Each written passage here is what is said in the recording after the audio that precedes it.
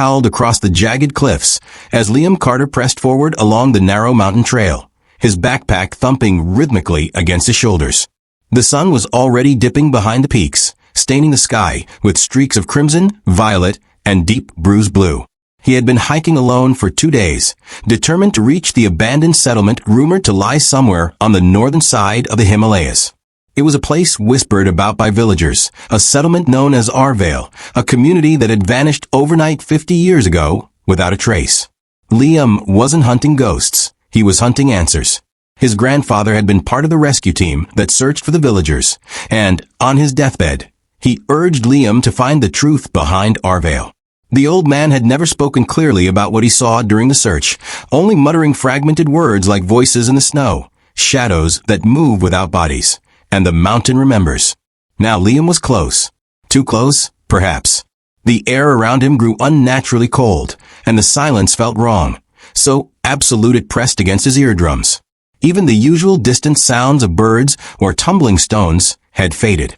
He followed the faint outline of the path until the ground leveled and opened into a flat clearing surrounded by towering pines. At the far end stood a single wooden archway covered in frost, though it wasn't cold enough for frost to form. On the archway, carved in cracked, faded letters, was one word: Arvale. The village was smaller than he expected. No more than a cluster of 10 wooden cabins arranged in a crescent shape facing the base of a huge, shadow-drenched mountain. But something was off. The village looked untouched by time. No decay, no collapsed roofs, no signs of looting or weather damage. Everything stood exactly as if the people had left yesterday, not 50 years ago. Liam approached cautiously, pushing open the door of the nearest cabin. Dust had gathered on the shelves, but the furniture was arranged neatly, and a pot still hung over the cold fireplace. Something metallic lay on the floor. He bent down and picked up a rusted pocket watch. When he touched it, a faint whisper slithered through the room, so soft he first thought it was the breeze, until he remembered the air outside was utterly still.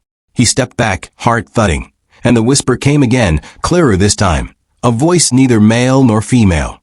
"You returned." Liam's skin crawled. He spun around, but saw nothing. Just as he stepped out of the cabin, the sky dimmed as if a cloud had passed, though none were visible. The entire village felt like it was holding its breath.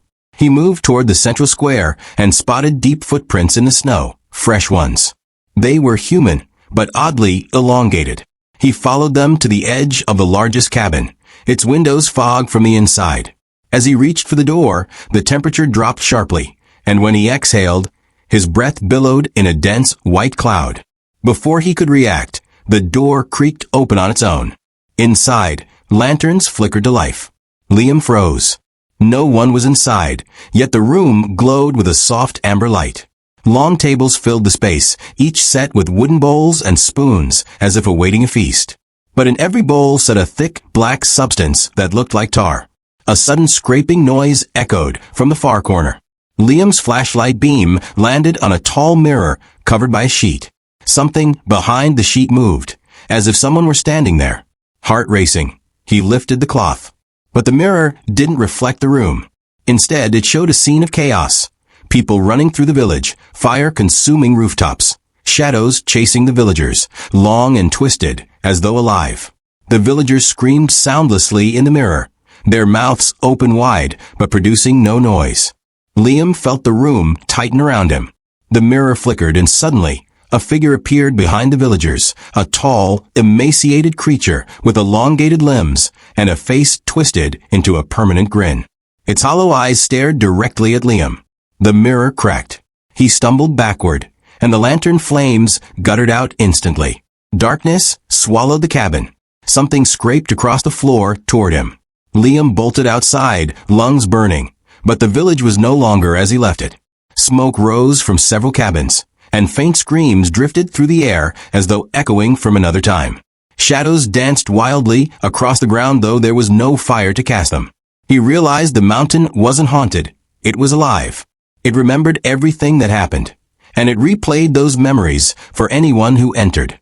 The villagers hadn't simply vanished. They had been consumed by whatever lived within the mountain. The mountain didn't kill. It absorbed. Liam needed to leave immediately. He sprinted toward the archway, but the path behind it was no longer visible, just a swirling mist. The voices began again, whispering in a chorus. Stay with us. The mountain keeps what it claims. He fought the urge to turn back, but forced himself onward into the mist. His legs grew heavy, his vision blurred, and the ground beneath him shifted like breathing skin. He stumbled, fell hard, then crawled forward until he burst out of the fog and tumbled onto hard stone. He looked back. The village was gone. Completely gone. The archway had vanished.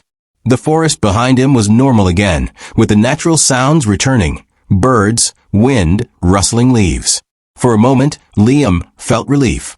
He reached into his pocket to confirm he still had the pocket watch he found. But when he pulled it out, his breath stopped. The watch was no longer rusted. It was clean, polished, ticking, and a new engraving marked the front. Liam Carter returned. His hands shook violently.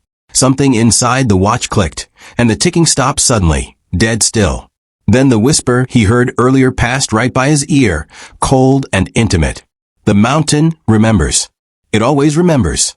Liam looked up toward the towering peak. The shadow stretching from it seemed to lengthen unnaturally, reaching toward him, crawling across the ground like a living thing. His instincts screamed at him to run, but his legs wouldn't move. A sudden gust of wind swept past, and the last thing he heard before everything went silent again was the faint echo of villagers' screams carried through the air. The mountain had let him go, but not entirely. He understood the truth now. The villagers weren't missing. They were trapped inside the mountain's memories, forced to relive their final moments in an endless loop.